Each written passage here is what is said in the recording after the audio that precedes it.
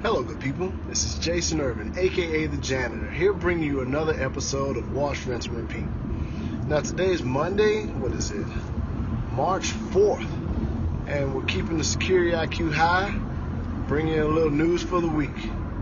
Or maybe not. So, I did a lot of research, and I was looking for a lot of good news stories to bring to you guys for this week, and I really couldn't find anything that was too relevant. It just wasn't a busy security week. Nothing late breaking, no new exploits for your phones or laptops or whatever. It just really wasn't a big security week.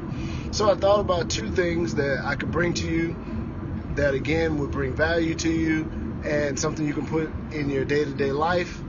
And those two things, we're going to first start off with passwords. A lot of people come up with all these passwords, or sometimes they don't. Sometimes they're very simple passwords. ABC123, I think, is like the reigning champ for passwords in the world that have been cracked. Just simple passwords. So how do you create a good password? A lot of people think that passwords have to have exclamation points and ampersands and uppercase and lowercase. Well, all that stuff is good, but I would like to present to you that the most important thing when it comes to your passwords is the length of the password.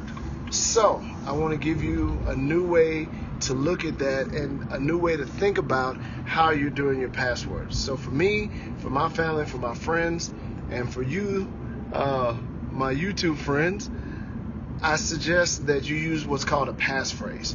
A passphrase is a long phrase that you use or say or think about that's easy to remember, that you can type out. Now, I like to use song lyrics. Give me a song lyric. Let me think about a song lyric. This is gonna be a funny one, but let's say your password would be something like "Everybody dance now. Come on, let's sweat, baby." That's a long, secure password. It's a song. I don't know if that's a 90s song. Some kids don't know what I'm talking about, but it was a song from the 90s. Everybody sweat. Was it Everybody Dance Now? Yeah, it was Everybody Dance Now. So you could use something like that. It's long. It's something you'll remember. You can capitalize all the words that start, the new words or whatever. So capital E for everybody, capital D, capital N for dance and now. But it's going to give you a very long, secure password that you can use as something you can remember.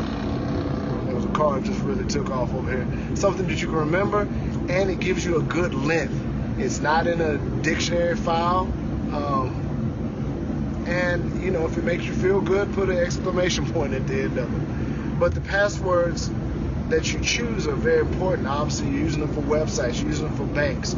Last week, we talked about two-factor authentication. So, combining two-factor authentication that we were speaking about last week with a very strong, long password that you can remember and that's not super weird and strange is a good way to go. So that's the first thing, passwords, and that goes with what we were talking about last week with two-factor authentication. Now the next thing that's very important that I see on a lot of systems, computers that I go to, is updates and making sure that your computers are patched and up to date. Now, a lot of people think or say that every time they update their computer, something else breaks.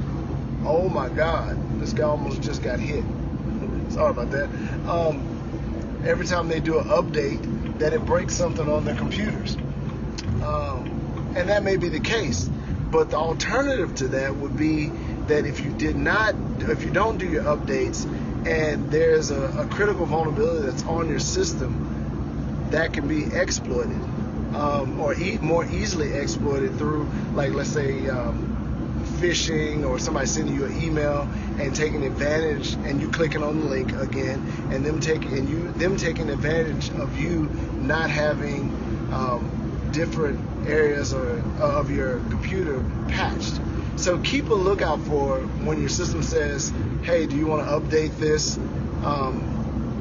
Go ahead and make sure that you're being routinely updating your system, your applications, your operating system. So Windows, Mac pretty much forces you to update, but your Windows, all your applications, Word, everything that you're using on your computer, keep those up to date.